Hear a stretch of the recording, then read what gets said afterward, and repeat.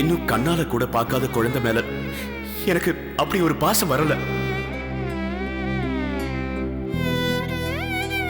இன்னைக்கு உன்னையா நம்பியும் அவளும் ஒரு புள்ளைய பெத்துக்கிட்டானா நாளைக்கு அவளையும் விட்டுட்டு ஓடி போறவன் தானே நீ? இல்லனா அவ பெத்த குழந்தைய அடிச்சு புடிக்கிட்டு எஸ்கேப் ஆக பாப்ப.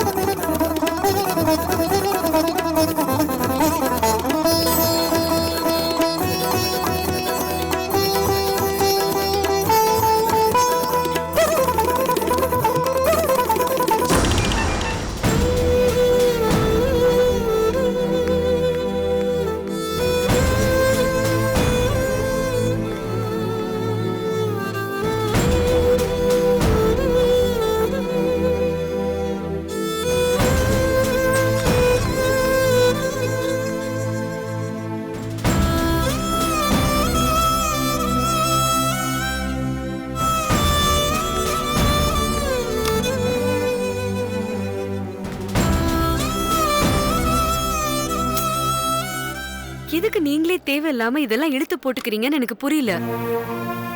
வேணுமா நீ இதெல்லாம்? இப்ப யார் உங்களை டிஎன்ஏ டெஸ்ட் எடுத்து பார்க்கணும்னு கம்பல் பண்ணாங்க? யார் சொல்லணும்? மனசாட்சின்னு ஒண்ணு இல்ல. எனக்கு சுத்தமா பிடிக்கல நீ. அதான் அந்த சாந்தியை ரீடெஸ்ட் எல்லாம் வேண்டாம், நான் ஒத்துக்க போறது இல்லைன்னு சொல்லிட்டாங்கல்ல. அதுக்கப்புறம் எதுக்கு நீங்களே இந்த வேண்டாத வேலையில எல்லாம் இறங்குறீங்க? அவ வேண்டான்னு சொன்னது அவளுடைய பெருந்தன்மை.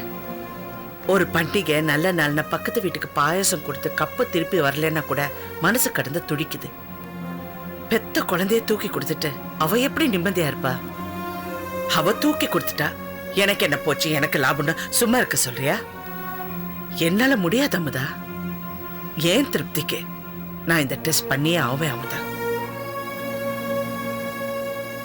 எனக்கு தெரியும் இது என் குழந்தைன்னு. அதே மாதிரி அவளுக்கும் முழுசா தெரிய வேண்டாமா? ரிப்போர்ட்டுக்கு காசு கொடுத்து அது இதுன்னு சொல்லி எல்லாரும் குழப்பி விட்டாங்க. இன்னும் இது அவ குழந்தை தானே அவன் நம்பிட்டு இருக்கா. இந்த டெஸ்ட் மூலமாவது அவளுக்கு முழுசா உண்மையை தெரிய வச்சு அவ குழந்தைய தேடி கண்டுபிடிச்சு கொடுக்கணும். அப்பதான் எனக்கு நிம்மதி. ஹாஸ்பிட்டல் அவ சொன்ன காரணம் உங்களுக்கும் நியாயமா தானே பட்டுது? அவகிட்ட இருந்துட்டு பாப்பா கஷ்டப்பண்ணுமா நீ? கஷ்டம் யாருக்குதான் இல்ல. நம்மளால முடிச்சா அவளுக்கு என்ன நல்லது பண்ண முடியும்னு யோசிக்கணும். ஆனா அது ஒரு சாக்கா வச்சுக்கிட்டு இது என்னால செய்யாம இருக்க முடியாது. ஒருவேளை இது அவளுடைய குழந்தைன்னு தெரிஞ்சு உறுதி ஆயிடுச்சுன்னா கொடுத்துருவேன். துக்கம்தான், கஷ்டம்தான். உடம்புல இருந்து சதைய புடுங்கி போடுற மாதிரி வலிக்கும் தான். ஆனா இப்ப இந்த குழந்தை என்னதா அவளுதானே தெரியாம ஒரு அழுத்தல் இருக்கு பாரு. அது தூக்கி போட்டு என் குழந்தை எங்க இருக்கு, யார்கிட்ட இருக்குன்னு தேடி போயிடுவேன்ல. புரியுது அண்ணி. ஆனா உங்களை பாக்குறதுக்கு எனக்கு ரொம்ப வருத்தமா இருக்கு. வருத்தப்பட்டு எந்த பிரயோஜனம் இல்லை. யார் யாருக்கு என்ன எழுதிருக்கோ அதை அனுபவிச்சுதான் ஆகணும். இப்படி யோசிச்சு பாரு. அவ நல்லவ, அதனால அவ குழந்தைய தூக்கி கொடுத்துட்டா. அவ கஷ்டப்படுறா, அதனால குழந்தைய தூக்கி கொடுத்துட்டா. அவளுக்கு யாருமே இல்ல, அதனால குழந்தைய தூக்கி கொடுத்துட்டா. என்ன வேணாலும் காரணம் சொல்லு, மனசுக்குள்ள அவளுக்கு எத்தனை வேதனை இருக்கும். ஒருவேளை இது அவ குழந்தையா இருந்ததுன்னா, ஐயோ நான் பெத்த குழந்தைய எவ்வளோ ஒருத்தி சீராட்டுறாள்னு ஒரு செகண்ட் அவ யோசனை பண்ணிட்டா, அந்த பாவம் என்ன சும்மா விடுமா? கடவுள் எனக்கு இன்னொரு குழந்தை கொடுத்திருக்காரு, அது நல்லா இருக்க வேண்டாமா? ஒரு தாயோட சாபம் என் குழந்தைக்கு வரக்கூடாது. அம்மா, உங்களை டாக்டர் கூப்பிடுறாங்க.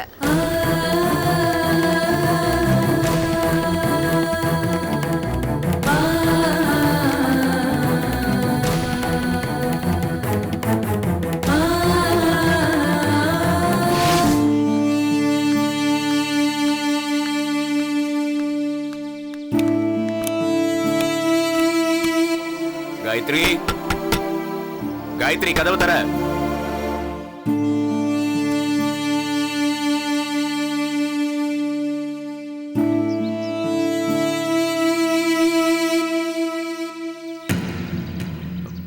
காயத்ரி, காயத்ரி,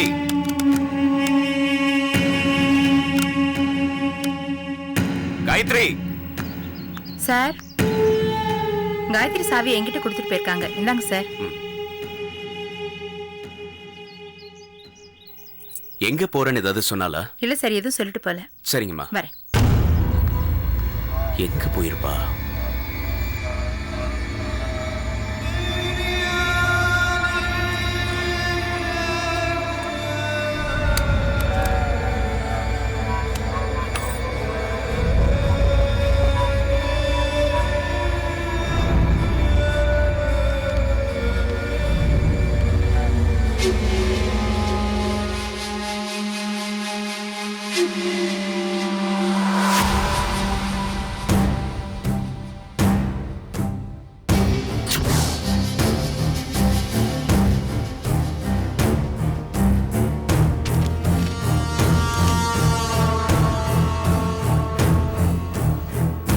என்ன மன்னிச்சிருங்கன்னு நான் சொல்ல போறதில்ல.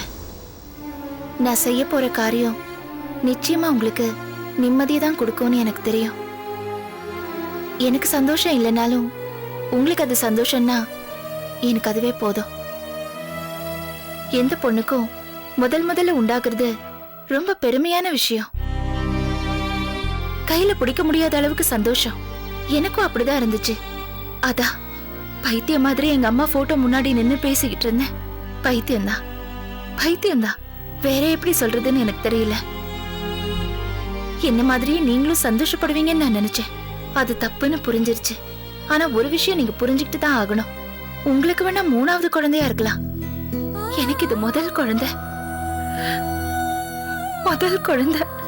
உங்களுக்கு பிடிக்காத குழந்தையா பிறந்து தொலைச்ச பாவத்துக்கு அது வாழ்நாள் முழுக்க கஷ்டப்படுறதுல எனக்கு உடன்பாடு இல்லைங்க.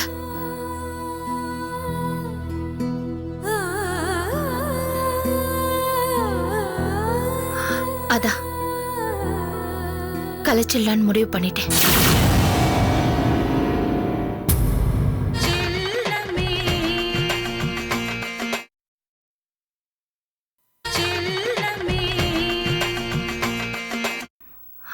அதான்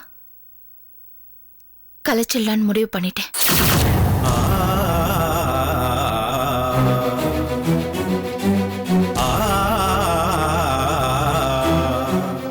கண்ணால பார்க்காத குழந்தை மேல உங்களுக்கு பாசம் வரலன்னு சொன்னீங்க. உங்களால பாசம் காட்ட முடியாத ஒரு குழந்தைய நான் கண்ணால கூட பார்க்க விரும்பலங்க. பார்க்க விரும்பல.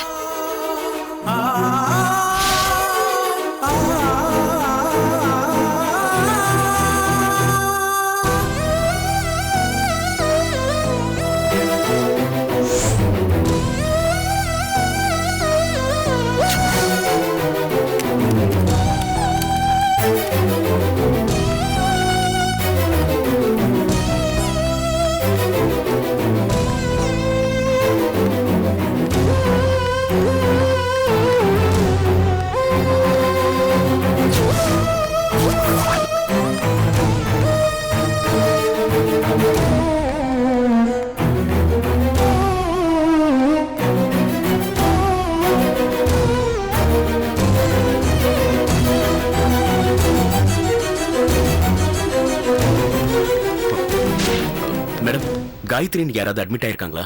1 செகண்ட் சார். சீக்கிரம் பாருங்க. இப்பதான் கொஞ்ச நேரத்துக்கு முன்னாடி வந்திருப்பாங்க.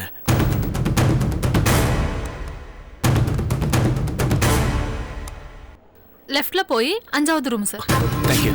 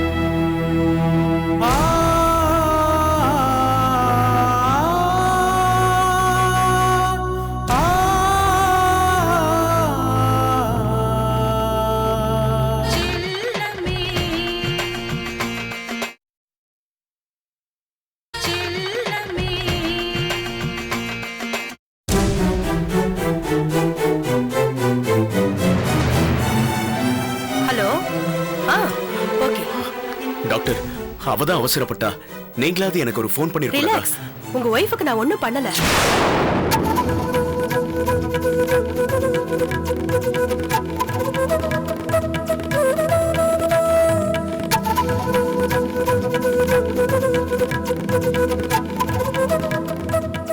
உண்மைதான் சார், ஒண்ணும் பண்ணிடல.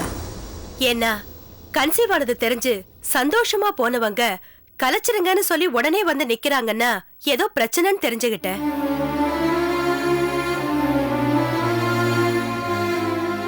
பட் அவங்க ரொம்ப டென்ஷனா இருந்தாங்க.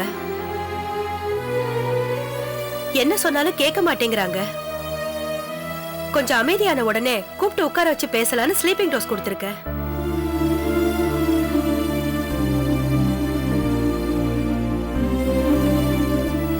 நிஜமாதான், நத்திங் டு வரி. அவங்க கண்ணு முழிச்சதும் என்ன வந்து பாருங்க. சரி டாக்டர்.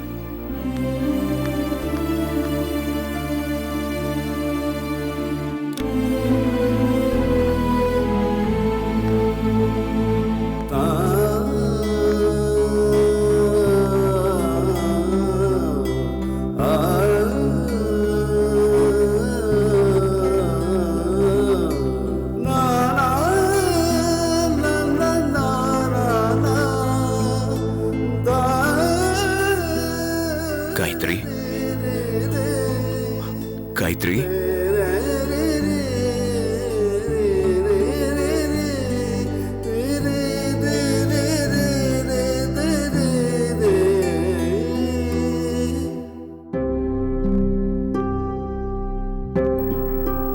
காயத்ரி.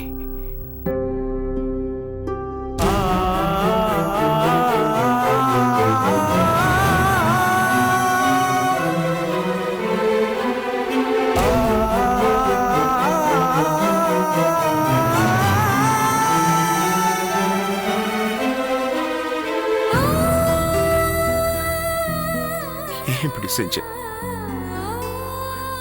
எதுக்கு இப்படி செஞ்ச சொல்லு. நல்ல வேலை, டாக்டர் அப்படி எதுவும் செய்யலன்னு சொல்லிட்டாங்க.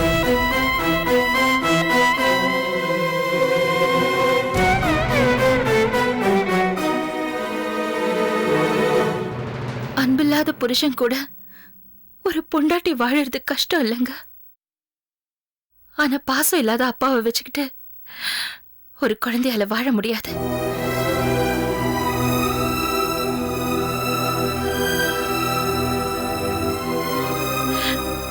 ஆமாங்க, ஒரு குழந்தையால வாழ முடியாது.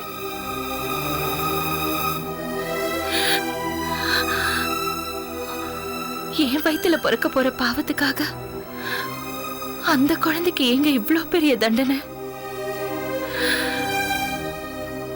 அதாங்க வேண்டான்னு முடிவு பண்ணிட்டேன்.